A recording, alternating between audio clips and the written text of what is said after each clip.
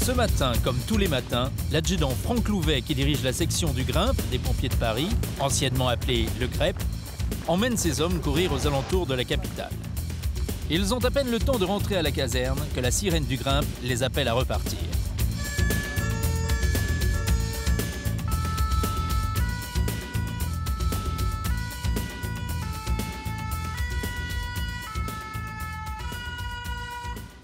Un ouvrier vient d'avoir un malaise sur un gros chantier. Nous sommes à Arcueil. Les pompiers de Paris qui sont intervenus immédiatement ont décidé de faire appel au Grimpe, le groupe de recherche et d'intervention en milieu périlleux.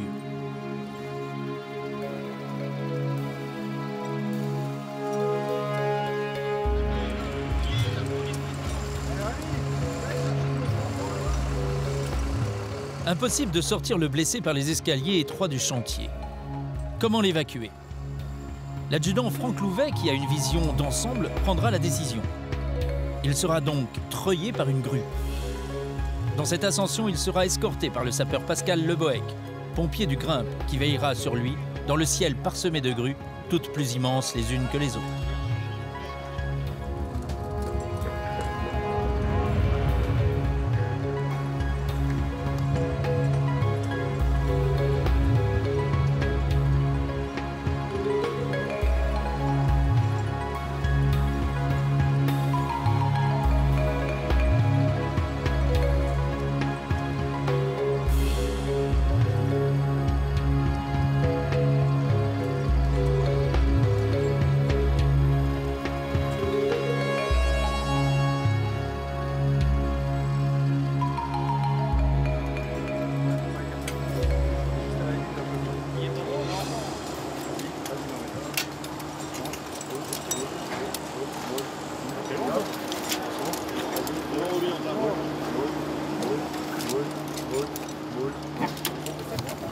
Ça va?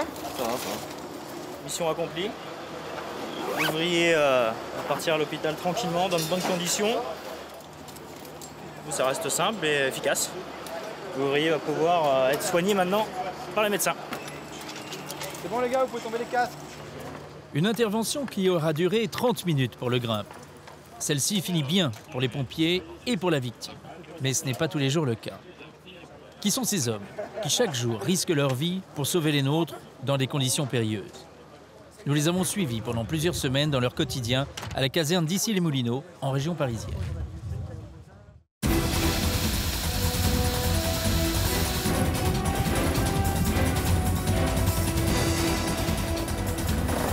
Alors je m'appelle Pascal, voilà pratiquement 8 années que je suis intégré ici au groupe de recherche et intervention en milieu périlleuse à Issy-les-Moulineaux.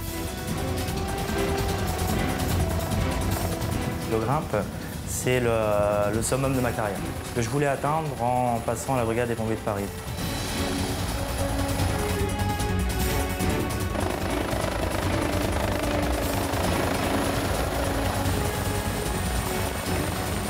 C'est toute une aventure, hein. Il faut avoir envie de donner de sa personne et de son corps parce que c'est un métier physique. Donc être pompier, c'est déjà ça, quoi. Avoir envie de se donner, avoir envie d'aider les autres. Le don de soi, qualité majeure chez un pompier de Paris. Ils vivent avec cette devise, sauver ou périr. Voilà. Doucement, doucement, descente.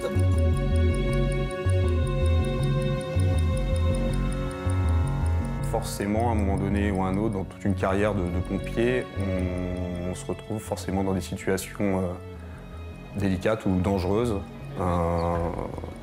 Et on prend des risques mesurés pour pour effectivement essayer de sauver des gens. Mais eux, pensent-ils qu'à chaque instant, ils risquent leur vie?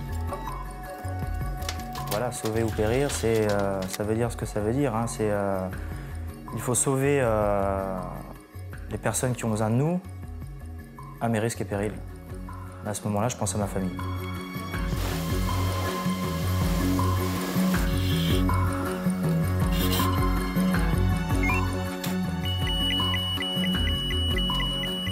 Donc sauver ou périr, ça traduit notre métier en fait. C'est notre mission avant tout. Donc c'est vraiment valable, cette maxime-là, c'est valable pour toutes les interventions pour feu. où là, on va mettre vraiment notre intégrité physique en jeu et on ne réfléchira pas à savoir si on risque quelque chose, si on va sauver la personne en fait. Je pense que si on y pense, je sais pas, on ferait peut-être moins de choses ou on irait peut-être un peu moins vite. Et du coup, c'est peut-être moins vite qui ferait que on n'aurait pas le temps de la sauver. Ça se trouve, c'est ça qui nous permet de sauver et de nous d'être encore en vie. Comme ça que je vois les choses. C'est pour ça qu'on a signé, à la base. Attention pour les couleurs. Pour ne pas oublier les dangers du métier et que certains y ont laissé leur vie, tous les lundis matins, la caserne d'Issy-les-Moulineaux rend hommage aux pompiers morts au feu.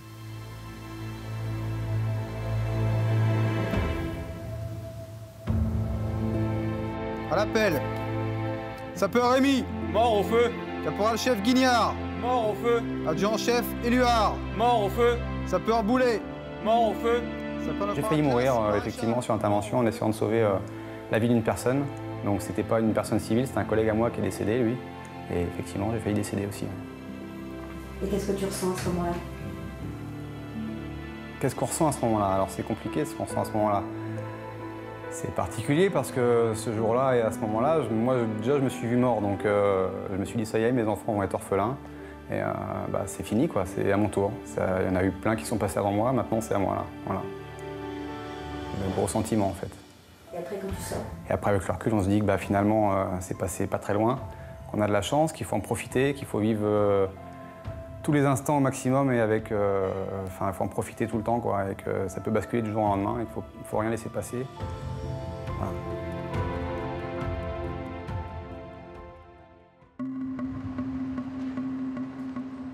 Gare de l'Est. Un matin, la police poursuit un sans-papier. Il se sauve sur les toits, glisse et passe à travers la verrière. Sa chute est arrêtée par les poutres métalliques. Il est blessé à la jambe.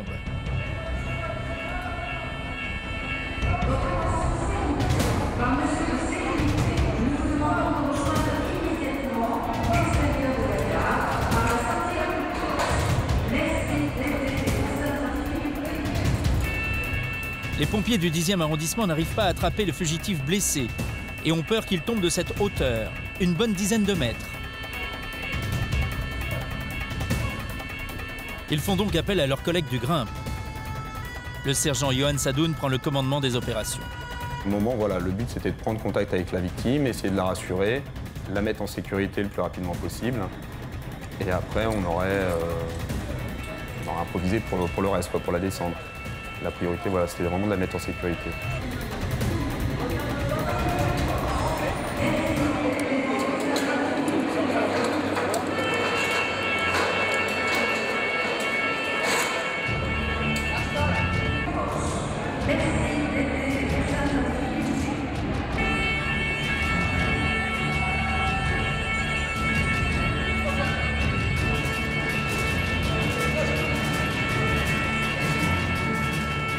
Après un état des lieux et une installation rapide de leur cordage, le caporal-chef Frédéric Allot s'avance prudemment vers le blessé. Mais celui-ci refuse catégoriquement de se laisser approcher.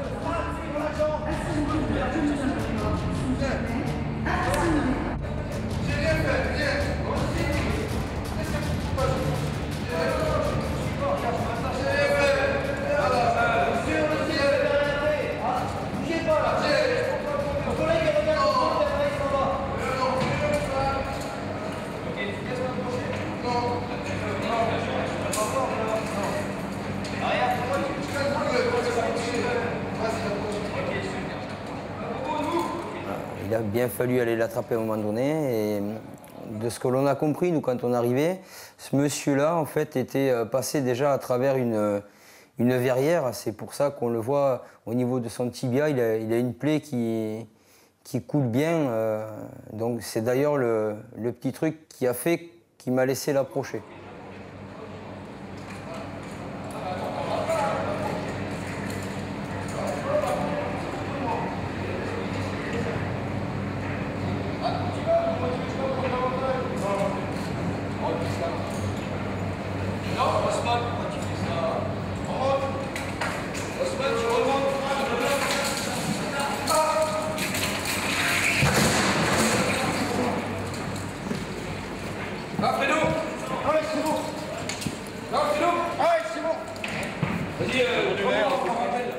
Il a rien, le mec, hein? Non. Non, rien du tout. Rien du tout. En fait, j'ai amorti la chute complètement sur le... Moi, j'ai atterri sur le côté, en fait, sur le portique SNCF, là. Et lui, il a fait simplement une chute de 1 mètre. Et j'ai fait le reste. Le caporal-chef Frédéric Allot s'en sortira avec des lésions ligamentaires, une fissure du tibia et quelques hématomes. Quant au blessé, il ira à l'hôpital simplement faire soigner sa blessure à la jambe. Je pense que l'approche du sauveteur par rapport à la victime qui doit être sauvée, même parfois malgré elle, il y a quelque chose qui se noue, qui dépasse cette chaîne de commandement. Même si on a toute une procédure pour y arriver, pour faire ce pourquoi on a été appelé. Je crois qu'on laisse malgré tout, et ça fait partie un petit peu de nos règlements, une part d'initiative aux échelons de contact. Donc ça veut dire à ce sauveteur qui était au contact de la victime et qui à un moment donné a senti que la victime allait lui échapper peut-être, ou qu'elle allait se mettre en danger. Et le fait d'avoir fait tout son système avec sa retenue, avec sa protection, était persuadé que dans tous les cas, en l'attrapant, au moins elle était avec lui et normalement la chute devait être largement amoindrie, en tout cas ralentie. Après, est-ce que ça a été trop vite? Est-ce qu'on aurait dû faire autre chose? On ne peut pas remettre en question. Nos techniques, elles sont approuvées. Tout le monde est professionnel ici. Ils savent très bien manipuler tout le matériel. On ne peut pas remettre en cause quoi que ce soit. C'est une corde dynamique, trop d'élasticité dans la corde, plus le poids de 2 hommes. C'est comme ça. Ça fait partie des risques du métier. Ça fait partie des risques du métier, oui. Si on avait travaillé avec une corde statique, il est évident qu'une chute comme ça avec une corde statique, oui, elle m'aurait certainement retenu davantage. Maintenant, à côté de ça, j'aurais eu des lésions beaucoup plus importantes. Beaucoup plus importantes. Et c'est pour ça que faire ce métier, faire ce don, enfin je reviens sur ce don de soi, on a quand même affaire à des gens qui ont cette capacité d'initiative et on leur demande de l'avoir. Là, je pense que le sauveteur a eu dans l'idée que la personne allait lui échapper et qu'il était de son devoir de l'attraper. Mes impressions, voilà, pour moi, c'est une intervention qui me reste un petit peu en travers de la gorge quand même, que j'ai eu du mal à vivre. Il n'y a pas pire moment quand on voit un de ses collègues chuter de, je sais pas, peut-être 10 mètres de haut. Ça, c'est le pire moment qui puisse arriver. C'est la faute à pas de chance. C'est la faute à pas de chance.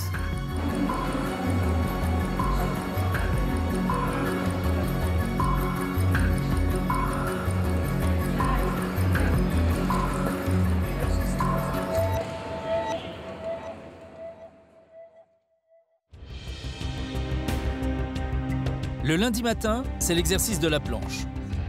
Ils vont en habit de feu, montés par la seule force des bras, sur une planche qui est à plus de 2 mètres du sol. Cet exercice est un test important pour les sapeurs-pompiers militaires. Leur attachement à la brigade en dépend. Approche follow 12 ans 8 mois de service. Montez.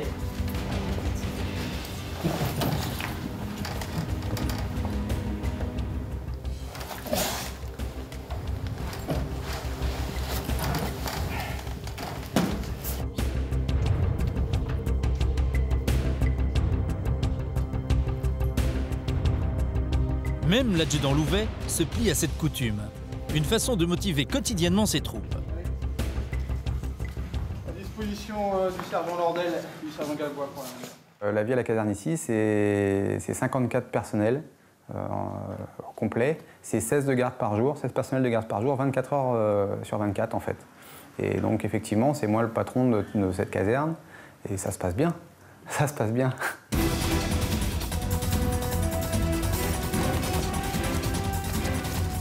Franck Louvet a effectivement la lourde charge de diriger la caserne du Grimpe de Paris. Ici, à la caserne, les journées sont chargées. Après la séance de sport du matin qui dure environ 1 heure, et si les pompiers ne sont pas en intervention, ils partent en manœuvre, une forme d'entraînement qui va leur permettre de se perfectionner quotidiennement. Comment appréhender une nouvelle situation? Aujourd'hui, le sergent Lordel se prépare à passer son diplôme IMP3 qui permet de diriger une équipe du Grimpe. On reconnaît les chefs d'équipe à leur casque blanc. Ici, c'est Franck Louvet qui dirige la manœuvre. L'action se passe sous un pont de Paris. On simule le malaise d'un ouvrier qui refaisait les peintures.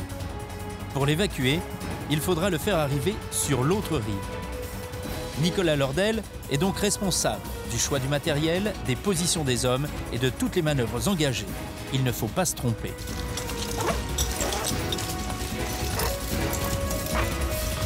Ouais, je t'écoute.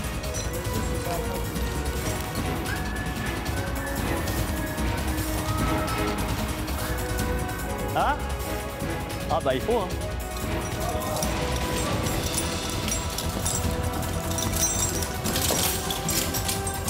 C'est bon. L'entraînement des pompiers, c'est pas que physique, il y a aussi toute la partie manœuvre, où lorsqu'on arrive sur intervention, le but c'est de pouvoir réagir par des gestes réflexes, pour réagir le plus rapidement possible, mais tout en étant en sécurité. L'adjudant Franck Louvet regarde tout, note tout pour pouvoir débriefer à la fin. Il y aura 2 débriefings. Un pour les hommes acteurs de la manœuvre, l'autre avec Nicolas, en tête-à-tête de façon à le faire progresser. En termes de rapidité, logiquement, la PRM sur point fixe aurait dû aller largement plus vite que la Tiro. Bon, sauf qu'il s'est mis dedans d'entrée en prenant des cordes de 50, c'est ça qu'il a mis dedans. Après, la technique était bon, après c'est juste une question de choix d'emplacement des points d'ancrage. Donc on va pas revenir là-dessus, je reviendrai plus dans les détails avec lui là-dessus. Ce qu'il a mis dedans, c'est les cordes de 50. Voilà. Parce que ça partait super bien, j'étais vraiment impressionné. J'étais vraiment satisfait du début de la manœuvre, j'avais trouvé une sacrée différence par rapport à la dernière fois qu'on avait manœuvré tous les deux. Et toute la partie reconnaissance, tout ça, c'était nickel. Le souci, c'est que t'as pris les mauvaises cordes, quoi. Et ça te bouffe tout, en fait. Ça te bouffe tout. C'est avec ce genre d'exercice que les pompiers apprennent à gérer les risques qui leur permettent de sauver des vies, mais aussi la leur. Sauver ou périr, chaque jour, à chaque intervention, ils peuvent y être confrontés.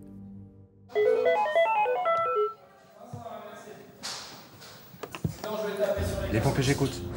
Il est 23h40. L'équipe de Franck Louvet est appelée en renfort dans l'Est parisien.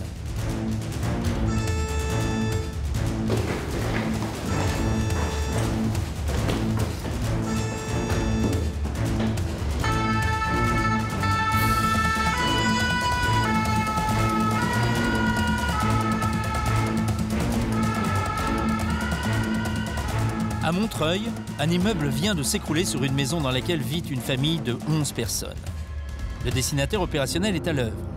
Il redessine le quartier avant l'effondrement pour mieux comprendre la disposition des pièces et sauver les victimes ensevelies.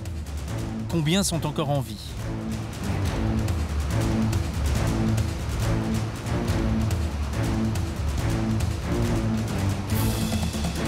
Cette intervention demande beaucoup de monde et différents départements de pompiers. Le colonel Gontier en prend le commandement. Mais comment cela s'organise-t-il? Il s'agit globalement d'un effondrement d'un immeuble sur un autre. On n'a pas un bilan bien précis, mais ça a l'air d'être sérieux. Donc à notre arrivée sur intervention, des pompiers étaient déjà engagés, les premiers intervenants. Ils avaient réussi à avoir quelques renseignements. Visiblement, il y avait du monde sous les décombres. On n'avait pas un nombre exact, on ne savait pas exactement non plus où. Donc difficile de localiser. Et l'objectif, c'était de les retrouver forcément le plus rapidement possible. Mais c'est vrai que quand on a commencé à creuser, dans ma tête, je me disais qu'on allait retrouver des corps, en fait. On ne pourra pas enlever tout ça. Non, mais elle est dessus, là. Les 2 techniques à utiliser en sauvetage et blaiement, donc sous le contrôle de notre expert sauvetage et blaiement qui était là, l'officier sauvetage et blaiement, on a l'effeuillage et le tunneling. L'effeuillage, c'est que vous vous contentez d'enlever les blocs ou les morceaux, les gravats un par un, de manière à dégager la surface petit à petit.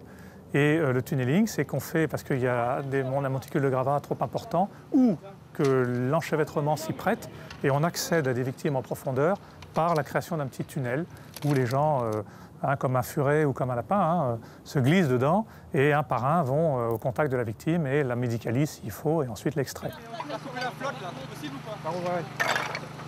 On peut pas la pincer du tout? La ceinture oculaire.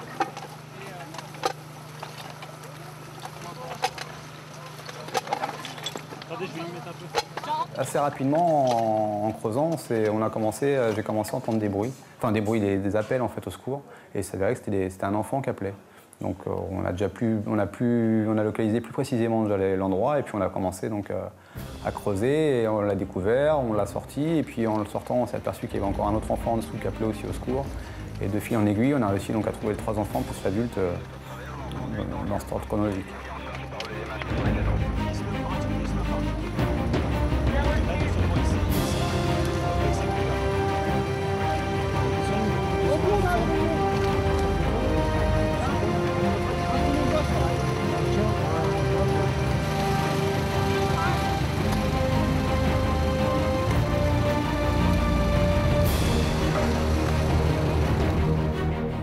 retrouvait avec des enfants, à déterrer des enfants qui étaient en dessous en train de pleurer, alors qu'on ça faisait plusieurs heures qu'on était en surface, on ne pas savoir trop où ils se trouvaient, et puis on se repérait avec les pleurs principalement.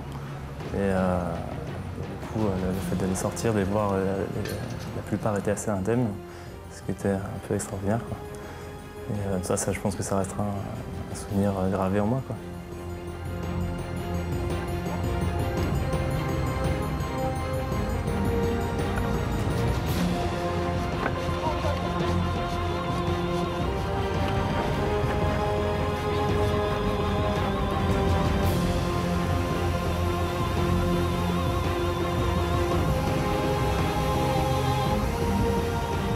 Ça me rappelle pourquoi je fais ce métier en fait. Voilà. Avoir ces images, ça me dit que je suis content de faire ce métier et que quand on arrive à sauver des vies sur intervention comme on l'a fait ce jour-là, ouais, je suis fier de moi et je suis fier de tous les personnels de la brigade et de tous mes personnels à moi qui étaient sur intervention. Il y a encore de la vie sous ces décombres. Les pompiers ont continué les feuillages, là où le colonel Gontier pensait avoir localisé les adultes. Cette opération a duré toute la nuit. Ils ont travaillé sans relâche. Ce sont 8 personnes qui ont été sauvées. Je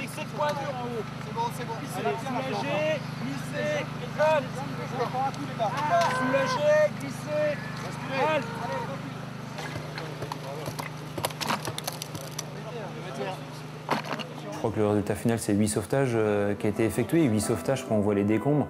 Quand on voit qu'on arrive, il y a 3 mètres de décombres et qu'on s'en va, il n'en reste plus qu'1 mètre parce que tout le reste, on l'a étalé. Et qu'on arrive à sortir 8 personnes en vie, c'est phénoménal. J'aurais besoin de toi avec un chien, on vient de dégager les 2 victimes de gauche là. On a bien creusé, je vais voir si tu peux me mettre un petit peu de museau. Reçu, on arrive tout de suite.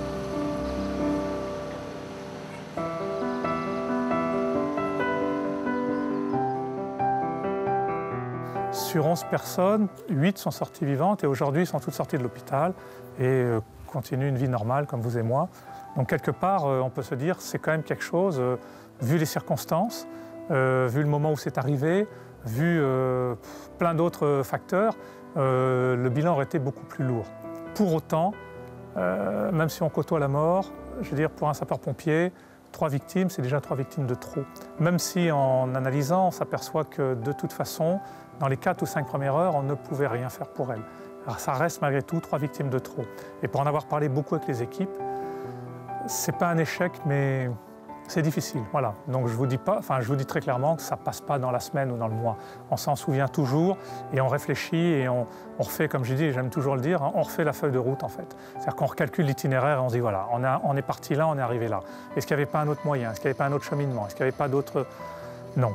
Et puis une forme de raison aussi, en disant qu'on fait ce qu'on peut.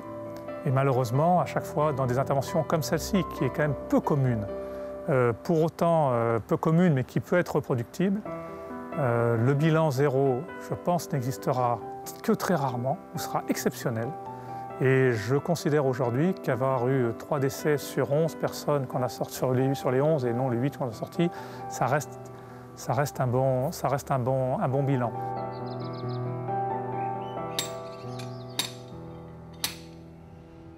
Les derniers pompiers quitteront les lieux au petit matin.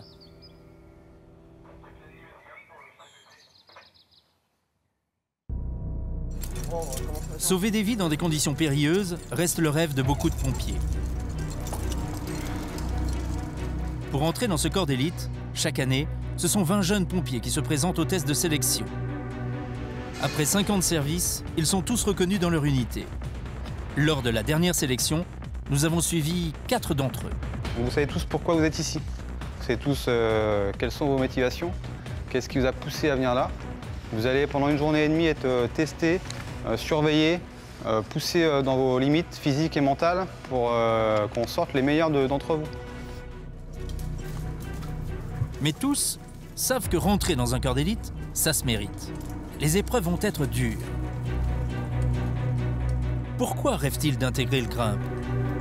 Alors ce qui me plaît dans le grimpe, c'est tout ce qui est escalade en fait, puisqu'on travaille beaucoup avec le cordage au niveau de la hauteur, c'est de l'adrénaline, beaucoup de sport, et ça me plaît beaucoup. Et grâce aux émissions de télé, en fait, que j'ai aperçu ça à la télé et depuis, en fait, ça m'a toujours plu, toujours sauvé.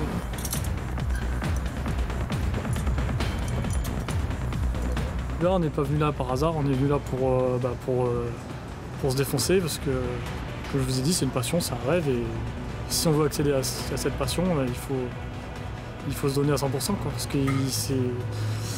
parce qu'on est une vingtaine, ils prendront que les meilleurs, donc il faut se surpasser. Mais qui seront les meilleurs? Pour l'épreuve du matin, les instructeurs leur ont préparé un parcours du combattant à faire en un temps record.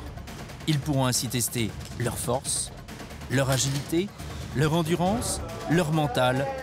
En résumé, toutes les aptitudes à être pompier aux grimpes de Paris. Allez, va péter la tour un peu. Allez, ça monte. Allez, merci pas. Allez, économise pas mon gars, c'est pas fini, voilà. C'est comme la job là.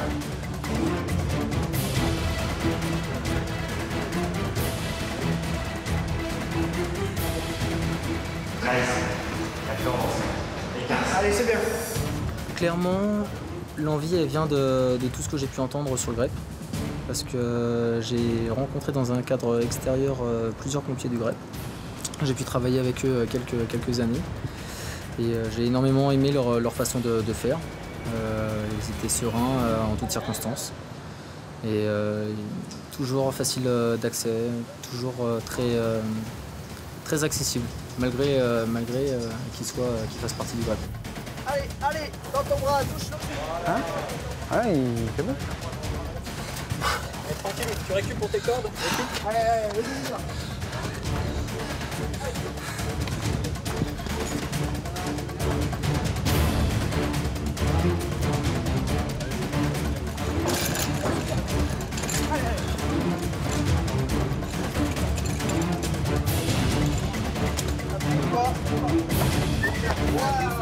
Allez.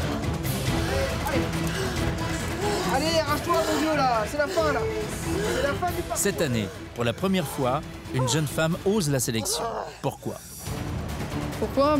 Pour trouver d'autres sensations, de nouvelles sensations. Le style. Aller au bout de moi-même. Niveau physique, voir jusqu'où je peux aller. Alors c'est à la fois un honneur pour moi d'être la première fille pour me présenter aux sélections et puis j'espère que ça pourra ouvrir les portes aux autres filles. Va-t-elle réussir les épreuves imposées par les instructeurs? Allez Langlois, allez, on poursuit là. Une minute de pénalité, c'est pas la... Allez, pas la fin du monde. Allez. Et là vous êtes dans la tête, plus ça se passe. Allez. Allez.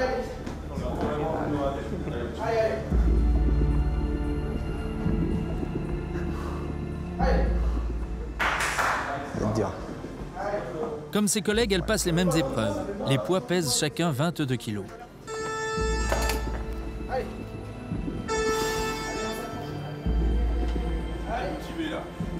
ça va être dur pour elle. Capitaine, ça va bien? Capitaine, mon genre.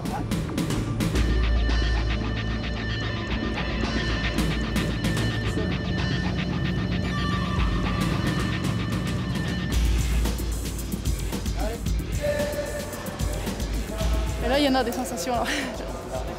Ok. Merci beaucoup. Vous vous équipez comme si vous partiez faire une reconnaissance en cave, d'accord? Pour tester le travail en binôme et leur connaissance sur le secours-feu, ils passeront cagoulés. Une façon de simuler une intervention dans l'obscurité la plus totale. Ça casse sur le museau. Donc on est sous aérie, pour les gens qui ne connaissent pas, donc il y a un masque dans lequel on respire. La bouteille est dans le dos. Nous sommes donc vêtus de nos tenues de feu, qui sont chaudes, très chaudes d'ailleurs. Et on a vraiment très vite chaud. Donc il faut vraiment essayer de garder son calme au maximum.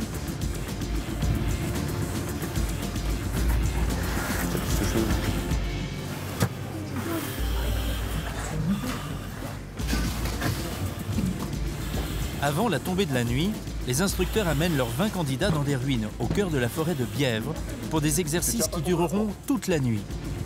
Allez. Seront-ils capables de tenir le rythme après une journée déjà bien fatigante? Le maître mot, c'est rapidité, efficacité, optimisation. chaîne, les gars, on fait une chaîne. Allez, c'est allez, bien, allez, allez, allez. Faites une chaîne. Allez, attends, faites une chaîne, Thomas. 13, 14, 15, 16, 17, 18, 19, 20. Allez, rebouche.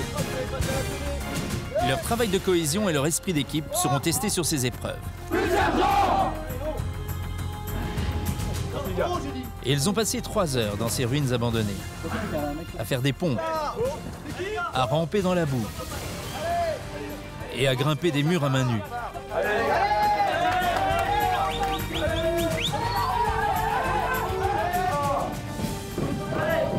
Belle opposition. Voilà. Allez, ça part. Ne t'écarte pas trop du mur là. Il peut te servir celui-là. Voilà. À partir de minuit, ils brancardent dans la forêt de Clamart. Les victimes pèsent chacune 90 kilos. L'adjudant Louvet les fait passer dans les pires endroits. Des pentes raides, des passages étroits. La position des brancards doit être la plus horizontale possible. Elle est supervisée par les chefs de file. 5 heures de marche dans ces conditions. Vont-ils tenir le coup?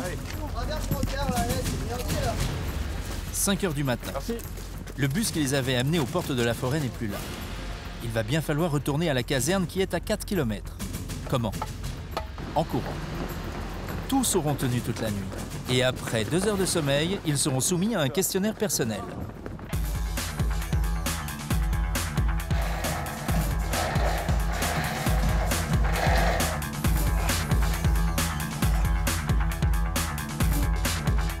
Entrer au grimpe demande des conditions physiques au top. Le soir, ils se retrouvent en salle de gym.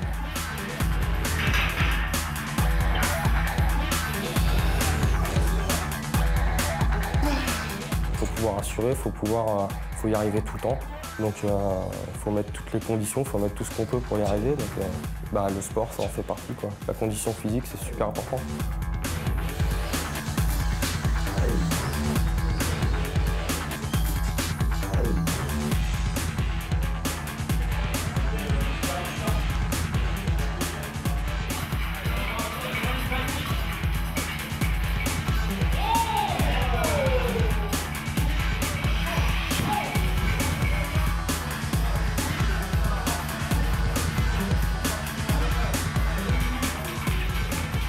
Ces moments-là sont plutôt détendus, mais ces entraînements leur permettent aussi de se sortir de situations bien délicates.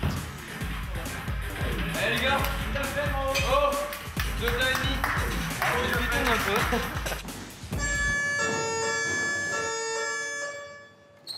Aujourd'hui, pas de repos, même pas le temps de déjeuner. Il est environ 13 heures quand la sirène retentit.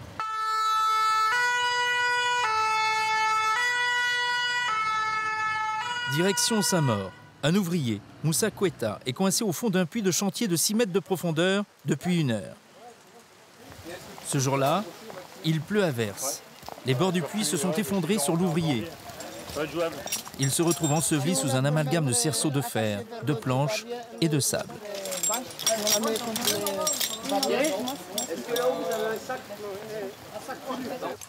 Premier constat du sergent Johan Sadoun. Impossible de descendre dans le puits sans risquer de déclencher un nouvel éboulement. Alors comment sortir la victime? Le sergent va devoir trouver une autre méthode pour l'approcher. Il choisit de créer une tyrolienne au-dessus du puits. Il est 14 heures. Donc je décide d'envoyer Fred, effectivement, parce que son gabarit c'était le plus adapté pour s'engager dans un lieu aussi confiné. Et puis en plus, je sais qu'il est agile. Donc voilà, c'était vraiment le personnel idéal pour s'engager dans le trou. Donc au moyen de notre dispositif qu'on avait installé, tout un système de cordage, on peut donc le déplacer à l'aplomb du puits et le faire descendre dans le puits pour prendre contact avec la victime. J'étais pas serein. J'étais pas serein dans le sens où quand on est descendu dans ce trou-là, il y avait quand même pas mal de glissements de terrain encore. Et là où j'étais moins serein, c'est quand il s'est mis à pleuvoir. Vu que c'était que du sable, un petit peu d'eau sur le sable et ça ravine davantage. Donc oui, en effet, on aurait pu rester coincés tous les deux. Ouais. Bon, à ce moment-là, je veux dire, les gars, on peut pas le laisser, c'est impossible. C'est impossible. Il faut bâcher autour là, pour éviter de faire ça dans le disque. Bien.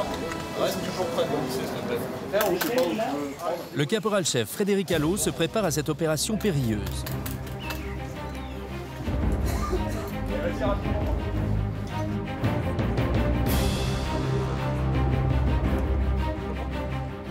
La manœuvre de descente.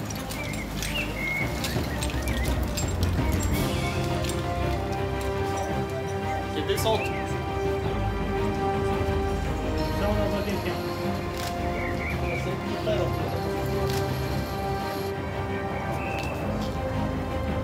On va de gamin pas bon.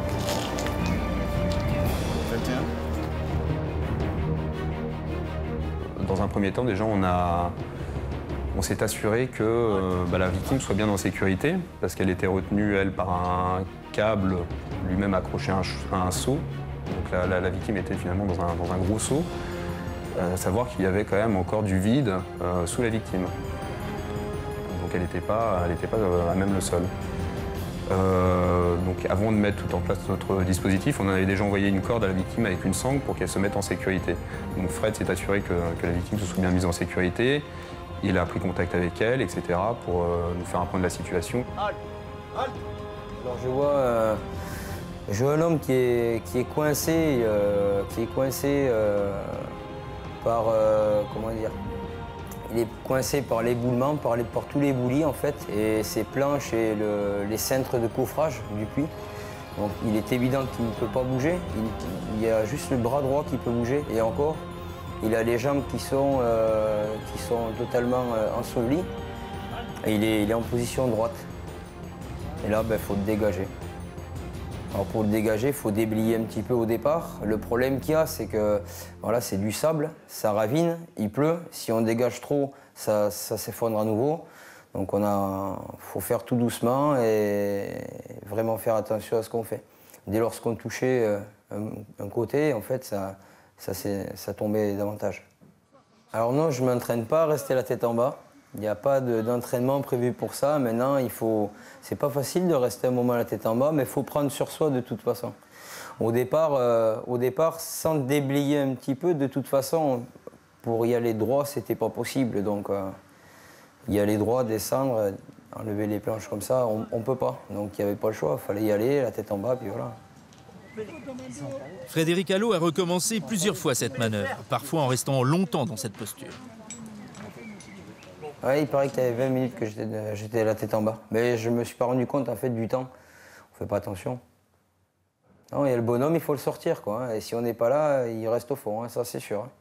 Ça c'est certain, il reste au fond.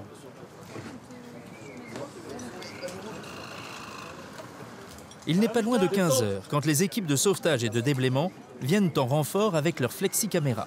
Frédéric Allot va enfin pouvoir donner des images de la situation à ses camarades.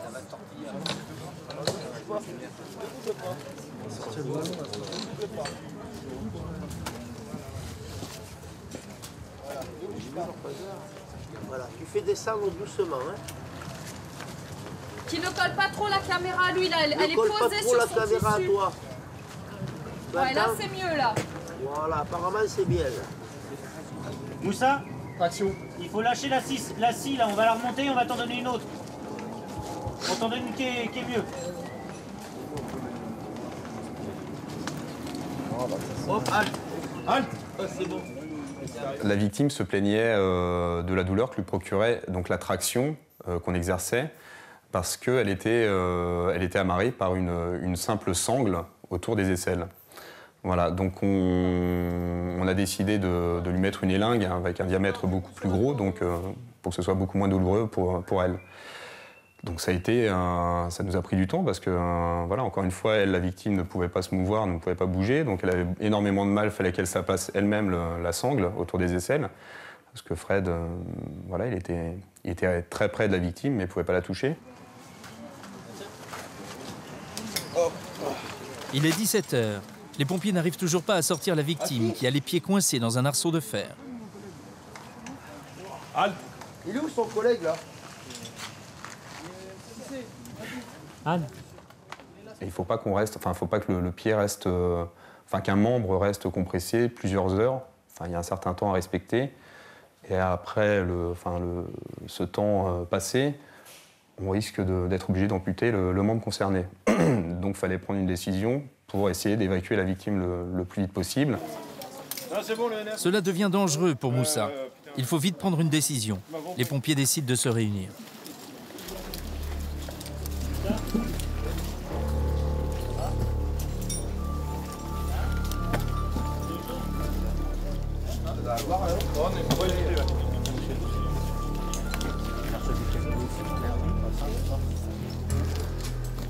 On s'est concertés tous les uns les autres et le médecin, lui, nous a dit, bon, s'il n'y a pas d'autre solution, ça faisait au moins 4 ou 5 heures. On arrivait à 6 heures parce justement, on arrivait à 6 heures et 6 heures, c'est le timing, quoi. Au bout de 6 heures, si on ne peut pas le remonter au bout des 6 heures, il faut faire quelque chose. Voilà. Et on arrivait au bout des 6 heures.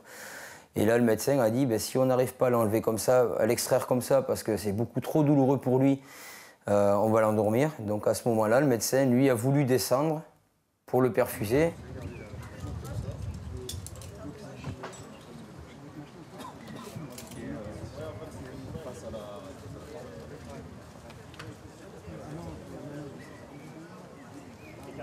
Ok, descente doucement. Voilà. Descente. Donc le médecin est descendu, il a réussi à se mettre également dans la position tête à l'envers quand même. Mais le médecin, lui, avait par contre un gabarit beaucoup plus important que Fred, et en plus, il n'avait pas l'expérience de Fred. Donc ça n'a pas été possible. Encore une fois, de toute façon, le contact physique réellement avec la victime n'était pas possible.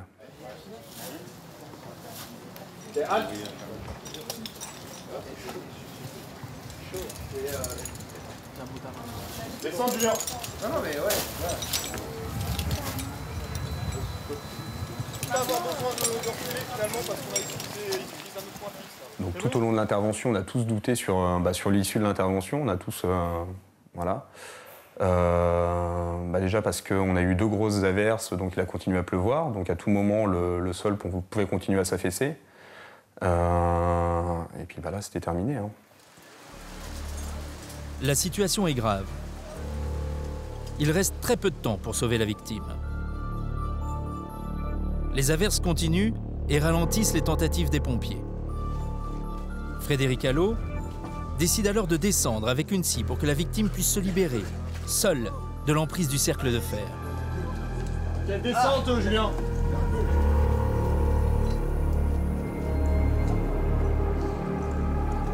Regarde ce que je t'amène là.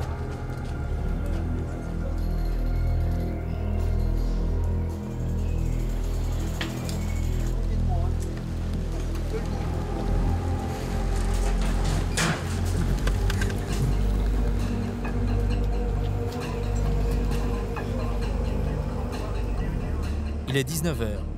On commence à voir une lueur d'espoir.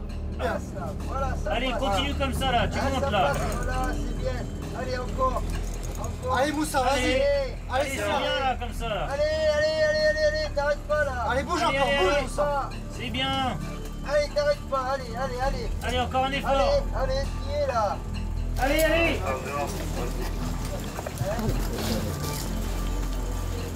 Moussa, allez, traction les gars, traction.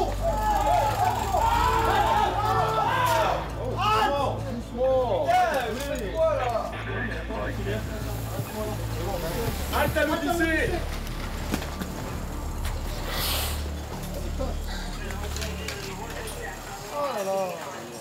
Tony, mets-toi près de l'Odyssée. Mets-toi près de l'Odyssée. Allez, là. Vas-y, traction. Allez, tu y es. Allez, Moussa, allez. La dernière fois où je suis descendu, en fait, là je suis descendu droit, mais pas la tête en bas, parce que là je suis descendu droit, je me suis mis à... Le plus bas que je pouvais, en fait, j'étais coincé avec lui de manière à pouvoir faire une tête d'alouette qu'on appelle autour de son thorax. Toutes les manœuvres d'extraction qu'on a essayé d'entreprendre, enfin qu'on a entreprises, elles n'ont pas fonctionné. Donc le dernier coup, c'était, la dernière des choses, c'était une tête d'alouette autour de ses aisselles et de tractionner au maximum. Et à ce moment-là, on a commencé à tractionner et puis il passait pas à ce niveau-là. Donc à force de le motiver, de le secouer dans tous les sens, et là-haut ça tractionnait, on a enfin réussi à l'extraire. Et ouais, au bout de 6 heures. au bout de 6 heures. Moussa est sauvé. Il partira malgré tout quelques jours à l'hôpital en observation pour quelques petites contusions.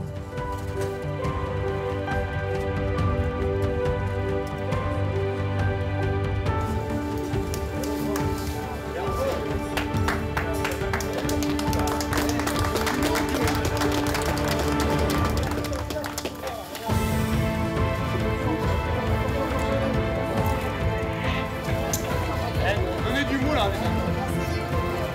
Lui sur le glissé aussi.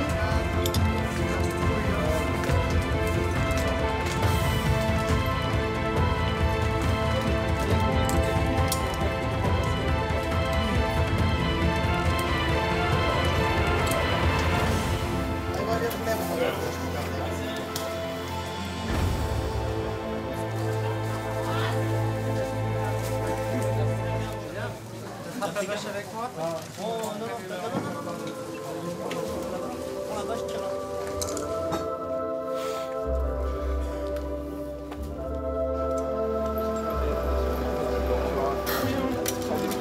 On est content là, parce que on savait pas trop comment ça allait se finir. Donc oui, on est content. Bonne intervention. Vraiment? Ouais. Trop rare. Ça arrive jamais. Ah, y a pas de souci. Faut lui faire 10 Faut lui faire 10. Mon sentiment quand il sort, on a fait du super boulot. Voilà, là c'est une certitude. On a fait vraiment, on a fait du très très bon travail. Et là maintenant c'est ce qu'on va faire.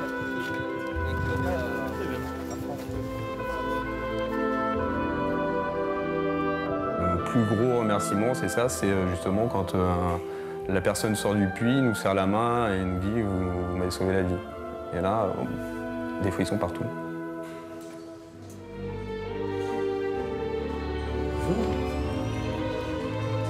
Quelques mois plus tard, Moussa a souhaité revenir à la caserne pour remercier les pompiers d'Issy-les-Moulineaux qui lui ont sauvé la vie. Ce jour-là, il est accueilli par Julien Barrère, présent le jour de l'accident. Ça va? Ça va, toi?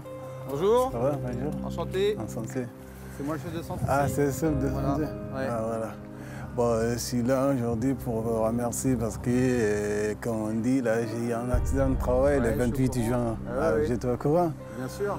Ah voilà, je suis aujourd'hui, grâce à vous, je suis là. Je suis content de vous remercier. C'est votre collègue. De toute façon, vous êtes tous pareils. Les sans-pieds-pompiers sont tous pareils. Bon, grâce à votre aide que je suis là aujourd'hui, vraiment, je suis content pour vous remercier. Et je vous offre un c'est bien gentil. Avec votre collègue. C'est bien gentil, merci à vous. Et Moussa, quelles ont été ses impressions pendant ces longues heures sous terre? Tout va bien, ouais. Au moment les pieds effondrés, j'ai dit, pour moi, c'est fini. C'est ce que j'ai cru. Ce que j'ai pensé la première fois. J'ai dit, pour moi, c'est fini. Allez, continue comme ça là, tu montes là. Moi, je ne fais que remercier, je n'ai pas d'autre chose parce que malheureusement, celui-là, j'ai cru qu'ils allaient mourir. Mais là aussi, là, c'est bien, je suis content. Depuis les jours que je suis sorti, je suis content. Jusqu'à aujourd'hui, c'est comme ça.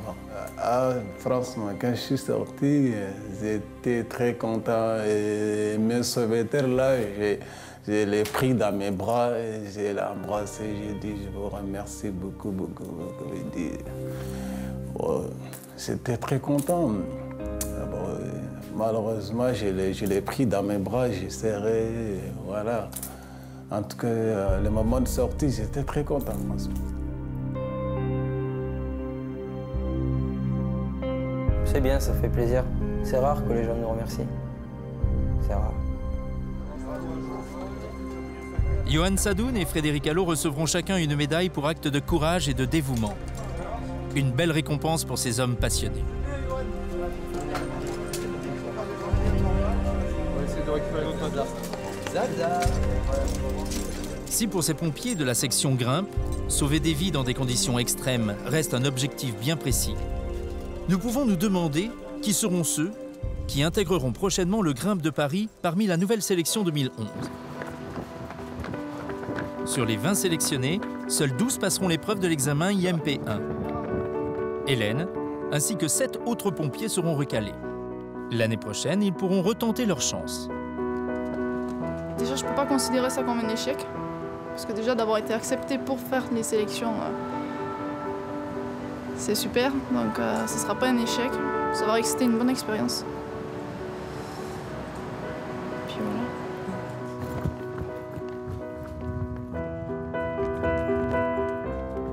Le sapeur première classe Cornuty sera le premier à intégrer le Grimpe dès l'hiver suivant. Dès que des places se libéreront, il sera rejoint par le caporal-chef Baudet et le caporal-chef Vergne, admis eux aussi au stage IMP1. Pour eux, le rêve va devenir réalité. Tout comme Frédéric Allot, Franck Louvet ou les autres pompiers de la caserne d'Issy-les-Moulineaux. Auront-ils eux aussi l'occasion de sauver des vies au risque de la leur? Seront-ils les héros de demain? Allez, les gars, tout le monde dans la remise.